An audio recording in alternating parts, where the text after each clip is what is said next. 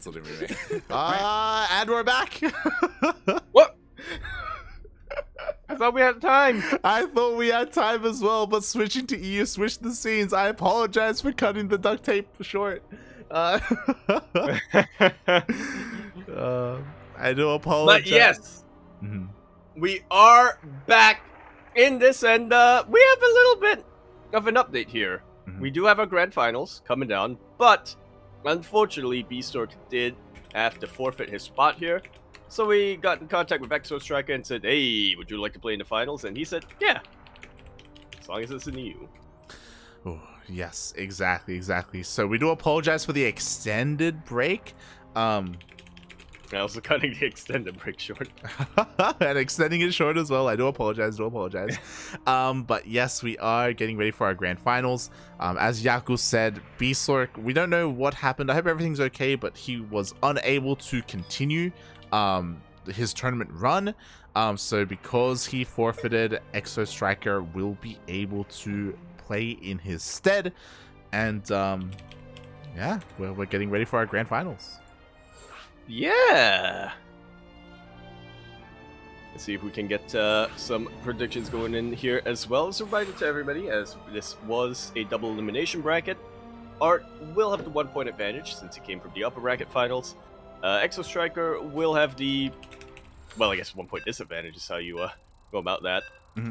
Coming in from the lower bracket finals. Ooh. Yes, exactly.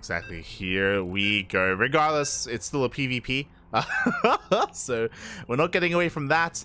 And Beastork will still be walking away with that Southeast Asia bonus that we do have. But yeah, just a little bit unfortunate that that he was unable to participate in the finals. Yeah. But you know what? It's not every day you get a second chance. As we spawn into 2,000 atmospheres. LE. We're in the bottom left-hand corner of the map, spawning all the way in the bottom left-hand corner. We have our pink Protoss player coming out for the land of Borland. He, of course, is going to be representing Platinum Heroes, as well as Ultimate Zest here. He is ArT. And spawning in the top right-hand corner of 2,000 atmospheres LE, we have the yellow Protoss player himself representing Alpha X. It is Exostriker.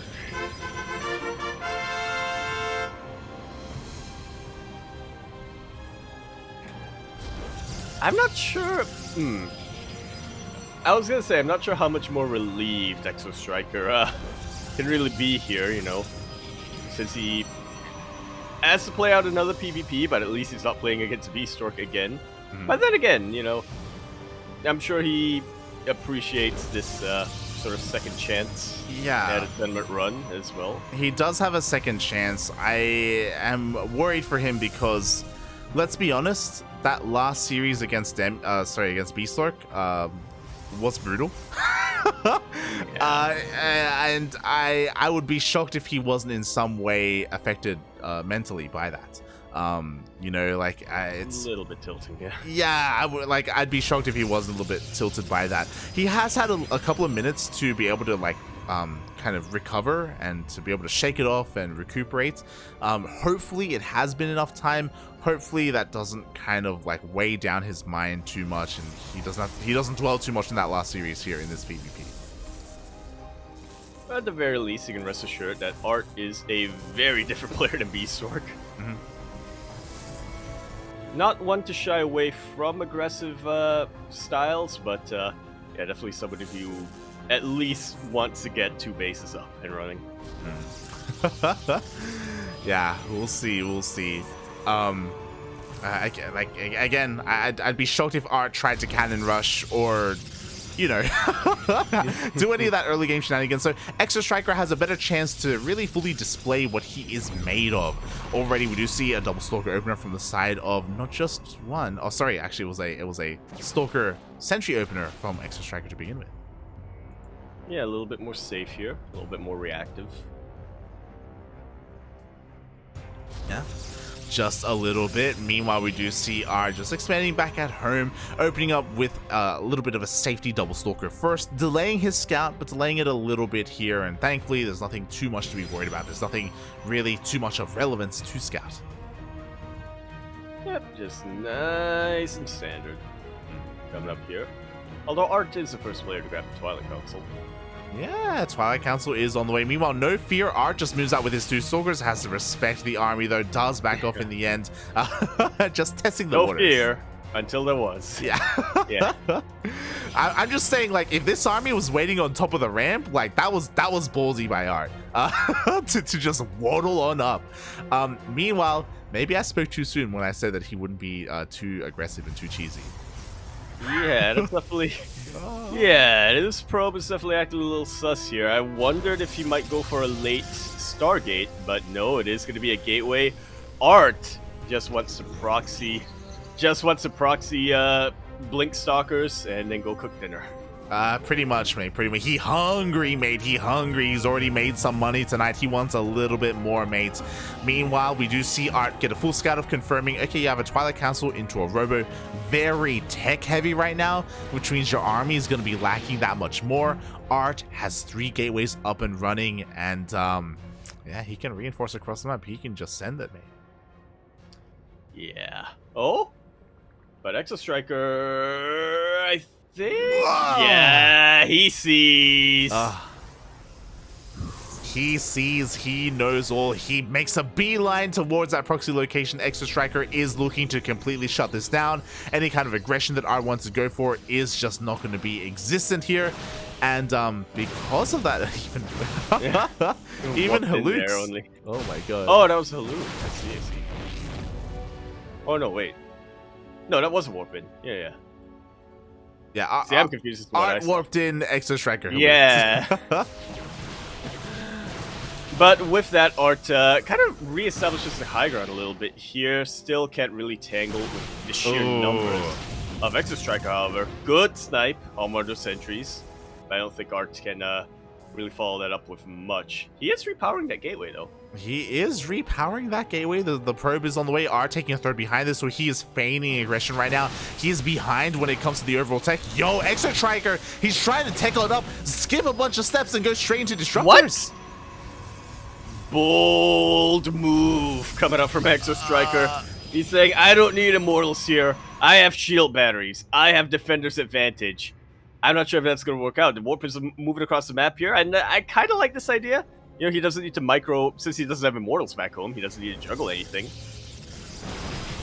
But that will eat into his warpins. Yeah, I don't know if I like this, to be honest. Here we go. Disruptor's coming out. That's cool and all, but what does he really plan to accomplish here with it? Meanwhile, the warpins gets across the map, but it gets denied here. Denied entry, doesn't get into the natural base. ArT turns around. He is coming back home. ArT is up on bases. He's going to be up on upgrades as well. Down on Disruptors, and this is a little bit unexpected, don't get me wrong, but is it good? Well, we'll see how good the Blink micro can be here for ArT. What? Yeah, we will see. Exostriker actually checking to see if the gateway had been repowered. So just quickly checking, and then we'll come back home. He doesn't want to be caught out of position. He doesn't want to telegraph where his army is and then suddenly be attacked at his natural. And he is moving out with a very interesting timing here. He is ahead in Stalkers, barely, and he has that Disruptor. Yeah, it only takes one Purification Nova to hit to just completely wipe out any defender's advantage that ArT has. Sure, he has shield batteries. Sure, he has defensive warpins. But Exostriker, he's got balls. Literally and figuratively. He has the one ball, mate. He's working on a second one as well. It is going to be dropping soon. Here we go. Exostriker, he is coming out hard. And so far, this has gone unscouted. He hasn't revealed it. Not yet. Oh, but the Observer is going to see it and recognize that it is not a Haluk by any means. ArT maybe scratching his head a little bit here, but he knows exactly how to defend against something like this. He wants it. Blinks on forward, and he takes out the Disruptor before the Nova can really land. The Disruptor whiffing its Nova. Exactly, that's what I mean. It's too early for Disruptors. You just don't have enough to really take care of it. And ArT, he just dives on forward. He gets the second Disruptor as well. He is just shutting this down, Yaku. And now we have the Immortal as well coming in from ArT, shutting it down. It's almost putting it lightly. Warp Prism goes down as well. Oh, but one more Nova. Oh, one more Nova comes out. It does force Aw. ArT back, but Exostriker has lost so much in this engagement. He didn't just lose the Stalkers, he lost the Disruptors, he lost the Warp Prism as well. This was a cheeky move. Didn't work. Yeah. I want to point out that ArT is now expanding onto 4 bases behind all of this. God. Yeah, that's... Like you said, going into Disruptors this early kind of boxes you in a little bit. ArT is well aware of that. He knows that there's no threat that Exostriker can really pose to him across the map. Yeah. He's just being as greedy as he can. Exactly. There is nothing threatening this 4th base, so it is already on the way. Meanwhile, it is now time for ArT to be the aggressor as he's making his own Warp Prism. He's already working on +2. He's going to go across the map and crush whatever is in his way. To be fair, though, if one of these Novas does connect, that could make a fight for Exostriker. So there's still potential. And he's got 3 of them. He does. 3 shots. 3 opportunities. Yeah. 1... No, wait. I don't remember the lyrics to that. Oh god, here we go. The first Nova goes off. Does find a connection. Yeah, a couple of Stalkers being taken out. And Exostriker definitely wasn't too trigger happy with his Disruptors. He still has 3 of them off cooldown. Yeah, exactly. 3 in the chambermaid. He's ready to pop off. Meanwhile, ArT is trying to force himself in. He does have that upgrade advantage, but can he make it work? Not yet. But maybe soon. Oh, exactly. ArT has a reinforcing point here. Yeah, and ArT behind this, he's actually going for a second robot and his own robotics bay. He's trying to get into his own Disruptors. Might as well. Good blinks coming out from ArT. You know, it's kind of funny because you don't want to be too trigger happy with your Purification Novas, right? You don't want to, send all of them out and then have your Protoss opponent just blink away in one direction. But at the same time, you kind of need to send out more than one in order to zone out your army. Exactly. Great sniper network. Yeah, Exostriker, he is fighting back. He's going to be able to shut down not just the prison, but also both of these Immortals as well. They both go down, and now suddenly the turns have tabled. Exostriker is fighting back. He's getting fully surrounded, though. Yeah, Zealot's coming out right from behind. Good blink away, but I tell you what, Disruptors cannot blink. He's just letting them. He's just leaving them vulnerable like that. And without those Disruptors here, without those Novas, ArT can really, throw his weight around. He can really utilize that upgrade advantage that he's got. Yeah, +2 is kicking in. If only he had a Warp Prism to reinforce. Great control here. Great army movement from ArT. Completely pulling apart and now controlling Exostriker here. He's warping him back at home. He's just trying to send as much as he can across the map. He is rebuilding that Warp Prism. And in the blink of an eye, in a couple of seconds, Exostriker just lost 5 Disruptors. Yeah. I just looked at a unit slots tab and I was like, 5 Disruptors throughout this game? I mean, yeah, that's quite a bit. And I'm like, oh wait, that's 5 in that engagement. Yeah. There's still 3 more from earlier. Yep. Oh no, the Disruptor! Not again, puppy! Oh! That's 9. Oh my god. 9 Disruptors, and now here comes the 1 Disruptor of ArT. It is all he needs, just zoning away the army for the time being. Meanwhile, ArT rotates around. He does get onto the high ground. 1 more Purification Nova is available here for Exostriker. Maybe a good snipe for Exostriker, taking out the Disruptor of ArT, but if we're being honest, that's not the scariest part of ArT's army right now. +3 is about to finish up for him, Jesus. As is a Dark Shrine. Oh my god. And I love the addition of the Dark Shrine because honestly, Exostriker, he has 1 observer with his main army, but he is focusing primarily on Disruptor production. So not going to have that much detection available to him. DTs could sneak around and deal some damage. Meanwhile, Exostriker rotating towards the left-hand side does get spotted here by the Zealot. ArT knows Exostriker's out of position.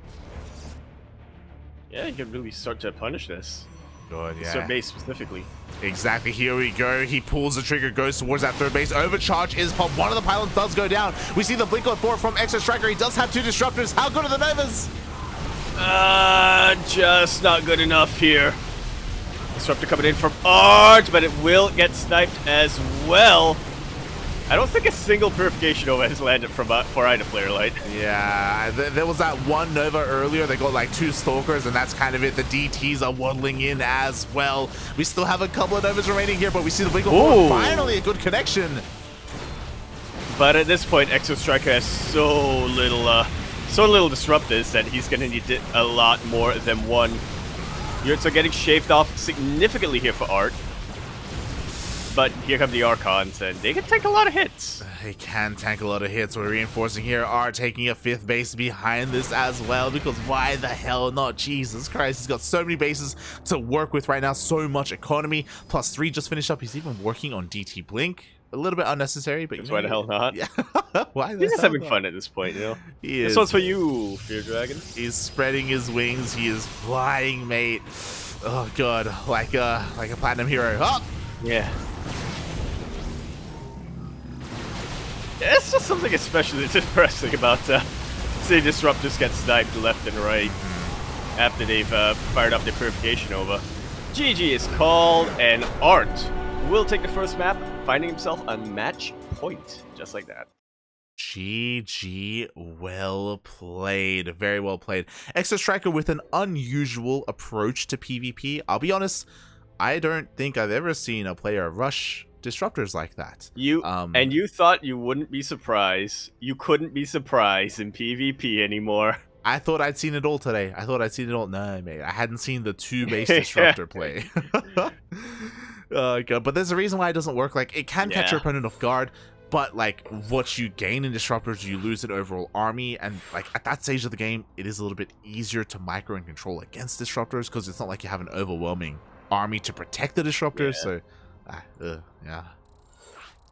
I feel like if you do this build, you need to either have the perfect control, and I'm not talking about have very, very good control. I'm talking literally perfect, 0 mistakes in your control, or you get really, really, really, really lucky. It's definitely a style that, you know, carries a lot of significant risks, and if it does work out, you're gonna be basically taking a victory from defeat.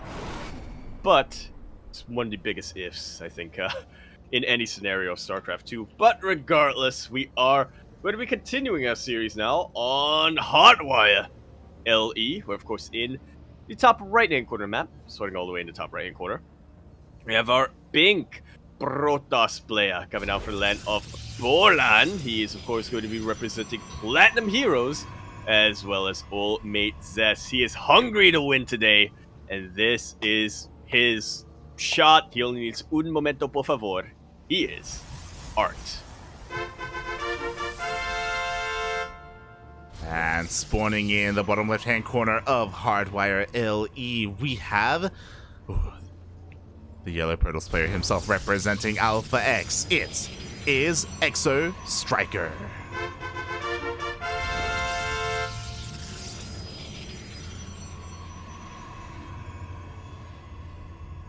Alright, well, my eyes are definitely a little bit more on Exostriker here, just because, you know, we've seen a lot of ArT throughout Sparkling Tuna Cup. Not as much from Exostriker, and unfortunately these 2 matches that we've casted so far have been matches where his opponents have been setting the pace of the game. Yeah, I like to see what he does when, you know, he's unhindered. I think we saw. I mean, maybe. Yeah, maybe. I mean, I'm curious because Exostriker, he is going for a proxy pylon out on the map. Interesting. Cybercore is soon to be finished up. This isn't that far away. I wouldn't be surprised if we see a proxy robo from here. I wouldn't be opposed to it. Or maybe just a straight up gateway. I'm rooting for the robo. Waiting for the Cybercore. There we go. It does finish up with this. Yep. You love to see it. ArT ain't suspecting this. Although he might, now that he sees a probe. He's scouting, puppy. No, he's checking, and it looks like ArT will scout that proxy. Ay. Oh my god. I don't know if Exostriker has noticed that ArT scouted that either. Yeah, it was within range of the pylon, but it's whether or not Exostriker was actually looking at the time to see that. So he may be in the dark that his opponent knows what's going on. I love this Stargate response, by the way. So with the Stargate, obviously we know that Exostriker is going to be incredibly aggressive. But behind this, ArT is looking to defend at his ramp and also potentially send an Oracle across the map to just cripple the economy. Yeah, it's a really good way of going about it. Are you thinking Phoenix or are you thinking Void Ray coming out from ArT? I would assume Void Ray is to defend, Oracle is to attack, basically. It's one or the other. We'll see which avenue he goes for, because again, one Oracle would just eviscerate this mineral line. Pretty much, yeah. Because Exostriker is sending everything across the map. Like, he doesn't have anything at home to defend. Oh. None whatsoever. Phoenix actually coming out.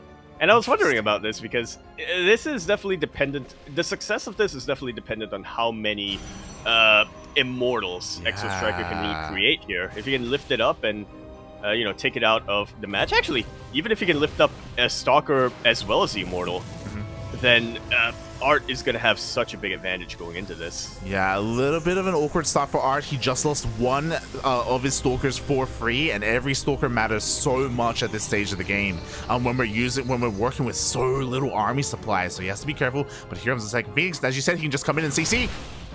Like so. He's even distracting a couple of Stalkers as well, so he's able to, just like that, take care of the Immortal. He's taking care of the Warpism as well. Crucial unit there for Exostriker. And by lifting up another Stalker, ArT has basically won the Stalker battle. Wow, he just again shut down this aggression. Beautiful response. GG gets called, and with that, congratulations, because ArT is our Sparkling Tuna Cup 16 champion.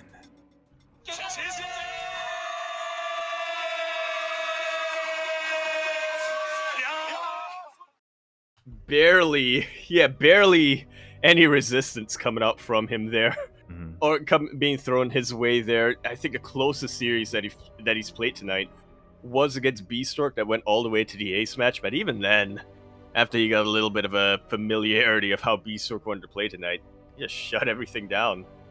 ArT kind of establishes himself as the king of PvP when it comes to Sparkling Tuna Cup, and ties up his championship record with Keen. Both of them with 3 Sparkling Tunas each.